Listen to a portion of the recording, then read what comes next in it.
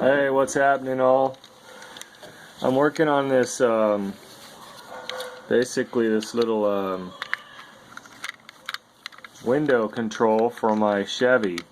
You know, this is my driver's side. This is my passenger side front. And what happens is I can't get this to work anymore. And of course these are for my back, and this is just the window lock. And so, you know, you have to snap this out. You have to take the handle out first. There's a little snap cover that has the little decorative part of the handle that you would hold on to. It's a vertical handle, and you snap from the bottom. Then you'll see two screws. Pop that off. Then you can pop this whole window assembly out, and then you got these little connections you got to take out. And then what you do is you got to lightly pry these out of here, and then what you'll find is this little piece is the only piece that can actually fall off, and that one actually just sits right back into there. So you got to be careful when you put this on. It lines up in that little gap right there. So hopefully this will help you out.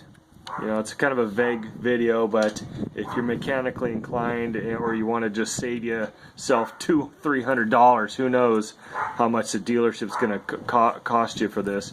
But what I think is, right here, these little brass fittings, I noticed that what I do is I'll take this little screwdriver and I'll reach in there and I'll kind of push them out a little bit, and I'll scrub.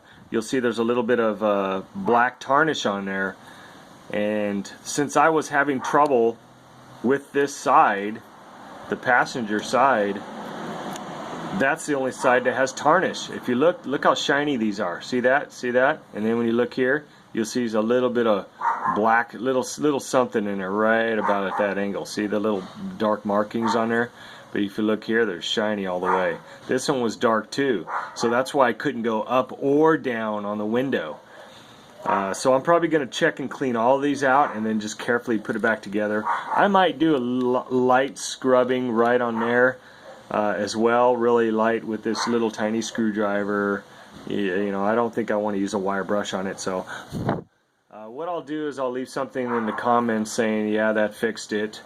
And then you'll see my name, recognizing that that I did it. So, but that's pretty much it. And I did this on my Chrysler, and that solved the problem because I refused to pay $300 for a little window control. That's insane. All right.